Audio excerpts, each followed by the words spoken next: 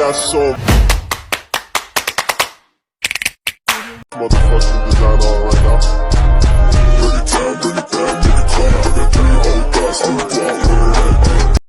Assalamualaikum warahmatullahi wabarakatuh. Perkenalkan, nama saya Melia Afriani dan partner saya Salwa Nabila. Kami dari kelompok 2 akan menjelaskan tentang konsep biaya dan laporan keuangan. Langsung saja akan dijelaskan oleh partner saya Salwa Nabila. Konsep biaya dan laporan keuangan. Akuntansi biaya merupakan sistem informasi akuntansi yang bertujuan untuk menyediakan informasi biaya kepada manajemen yang dapat digunakan untuk berbagai tujuan yang berbeda. Istilah biaya tidaklah sama dengan beban atau pengeluaran dan kerugian atau kehilangan. Seringkali istilah-istilah ini digunakan dalam pengertian yang sama. Pengertian biaya. Biaya adalah pengeluaran atau nilai pengorbanan untuk memperoleh barang atau jasa yang berguna untuk masa yang akan datang. Biaya mempunyai manfaat melebihi satu periode akuntansi tahunan. Biaya tercermin dalam laporan posisi keuangan dalam aset perusahaan. Contoh soalnya dapat kita lihat seperti berikut ini. PT ABC membeli kendaraan seharga 200 juta. Kendaraan diperkirakan memiliki manfaat selama 5 tahun. Dalam hal ini, PT ABC memiliki aset berupa kendaraan dalam biaya sebesar 200 juta. Biaya ini secara proporsional akan dialokasikan selama masa manfaatnya dan diakui sebagai beban penyusutan sebesar 40 juta. Dalam periode akuntansi yang berjalan, jika diasumsikan metode penyusutan yang digunakan adalah garis lurus. Pengertian beban.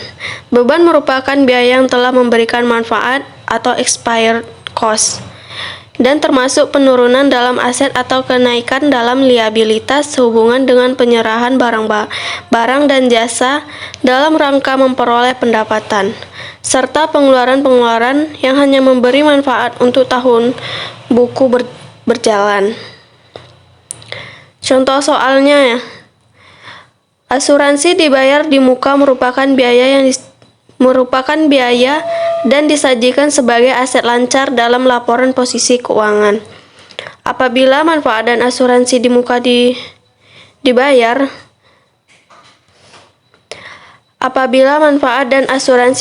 di muka telah diterima atau habis karena berlalunya waktu, maka asuransi dibayar di muka akan menjadi beban asuransi dan disajikan dalam laporan laba rugi.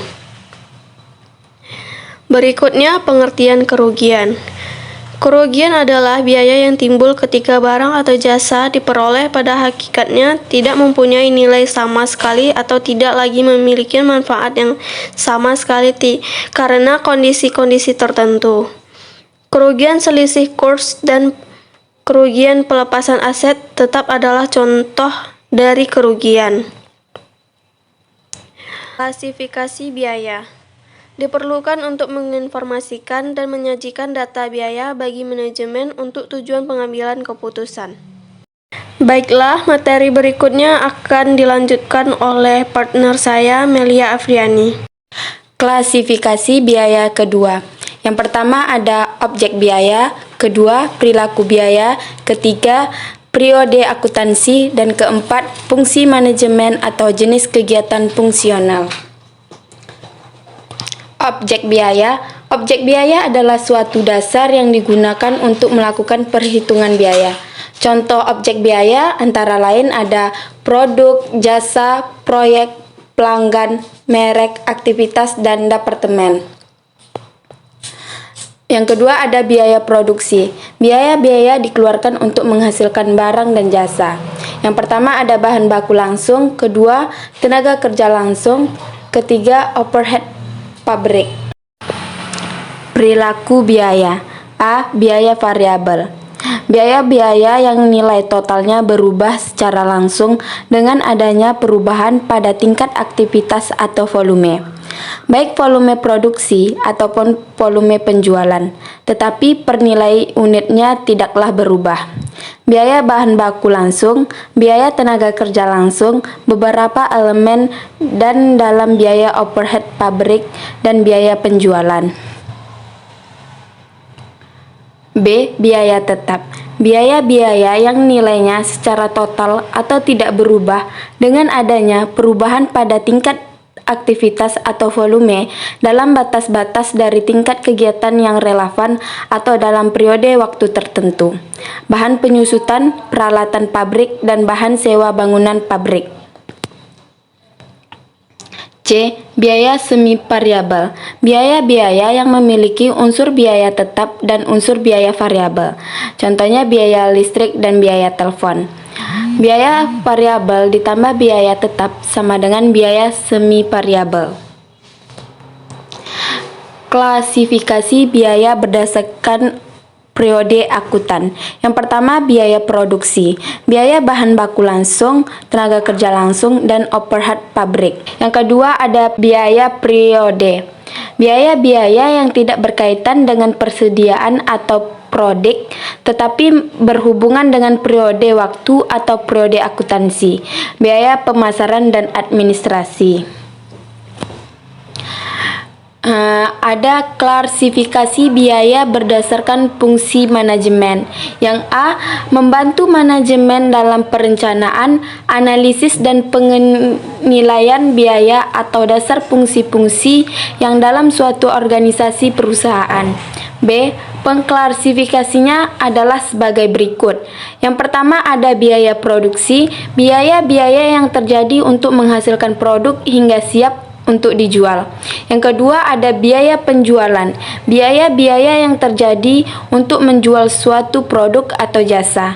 Yang ketiga ada biaya umum atau administrasi, biaya-biaya yang terjadi untuk memimpin, mengendalikan, dan menjelaskan suatu perusahaan. Persediaan dalam perusahaan manufaktur. Yang pertama ada persediaan bahan baku. Yang kedua ada persediaan barang dalam proses. Yang ketiga ada persediaan barang jadi. Laporan keuangan. Laporan posisi keuangan PT Mitra Sejati per 31 Januari 2016. Aset lancar terdiri dari kas, surat berharga, piutang dagang, sedangkan persediaan terdiri dari barang jadi, barang dalam proses, bahan baku, dan biaya dibayar di muka. Sedangkan liabilitas dan ekuitas terdiri dari utang dagang, biaya yang masih harus dibayar, utang bank, utang pajak. Selanjutnya ada laporan posisi keuangan 2. PT Mitra Sejahtera per 31 Januari 2016. Aset tetap terdiri dari tanah, gedung, mesin, dan peralatan akumulasi penyusutan. Sedangkan ekuitas terdiri dari modal saham nilai nominal Rp1.000, modal dasar 800.000 saham, semuanya telah disetor penuh. Setelah kita membuat laporan posisi keuangan, selanjutnya kita membuat buku besar. Oke guys, bisa dilihat buku besarnya ya guys. Setelah kita membuat buku besar, selanjutnya kita laporan keuangan perusahaan manufaktur. Yang pertama ada laporan posisi keuangan, kedua laporan laba rugi, ketiga laporan perubahan ekuitas, dan keempat ada laporan arus kas. Laporan bahan baku penjualan PT Mitra Sejati. Laporan bahan pokok penjualan bulan Januari 2016. Yang pertama ada bahan baku, persediaan bahan baku 1 Januari 2016 itu sebesar 140.200.000, pembelian sebesar 125 juta, bahan yang tersedia untuk dipakai sebesar 229.200.000, bahan baku tidak langsung yang dipakai 16 juta, persediaan bahan baku 31 Januari 2016 sebesar 108.200.000, biaya bahan baku sebesar 105 juta, biaya tenaga kerja langsung sebesar 109.200.000. Selanjutnya, laporan bahan pokok penjualan 2 PT Mitra Sejati. Laporan bahan pokok penjualan bulan Januari 2016 ada biaya overhead pabrik. Yang pertama ada bahan baku tidak langsung sebesar 16 juta, tenaga kerja tidak langsung 27.300.000, penyusutan 10.500.000, asuransi 400, air, listrik dan telepon 5.100.000, rupa-rupa 25.100.000, dan ditotalkan biaya produksinya sebesar 298.600.000. Setelah kita membuat laporan beban pokok penjualan, selanjutnya kita membuat laporan laba rugi PT Mitra Sejati. Penjualan 480 juta, beban pokok penjualan 360 juta, laba bruto 120 juta. Beban usaha, beban terdiri dari beban penjualan 32.760.000, beban umum dan administrasi 12.740.000. Jadi laba netonya sebesar 74.500.000. Selanjutnya laporan posisi keuangan PT Mitra Sejati. Laporan posisi keuangan per 31 Januari 2016. Ada aset terdiri aset lancar. Aset lancar terdiri dari kas sebesar 228.400.000, surat berharga 8 juta, piutang dagang 418.500.000. Ada piutang dagang sebesar 400.018.500. Persediaan terdiri barang jadi sebesar 119.200.000, barang dalam proses 89.900.000, bahan baku 108.200.000, biaya dibayar di muka 2 juta. Total aset lancar 974.200.000. Liabilitas dan ekuitas. Liabilitas jangka pendek ada utang dagang sebesar 414.700.000, biaya yang masih harus dibayar 5.100.000, utang bank 100 juta, utang pajak 27.300.000, total liabilitas jangka pendek sebesar 547.100.000, liabilitas jangka panjang 100 juta. Selanjutnya ada laporan posisi keuangan kedua PT Mitra Sejati. Laporan posisi keuangan 1 Januari 2016. Yang pertama ada aset tetap terdiri dari tanah sebesar 205 juta, gedung 460 juta, mesin dan peralatan 1.225.600, akumulasi penyusutan 612.200.000, jumlah aset tetap 1.278.400, jumlah aset 2.165.560.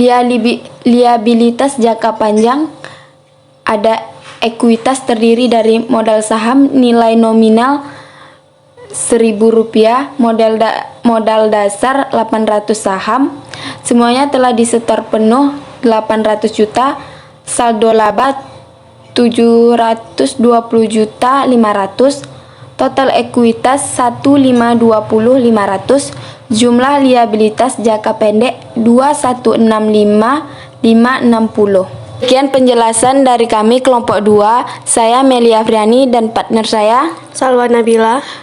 pamit undur diri. Wassalamualaikum warahmatullahi wabarakatuh.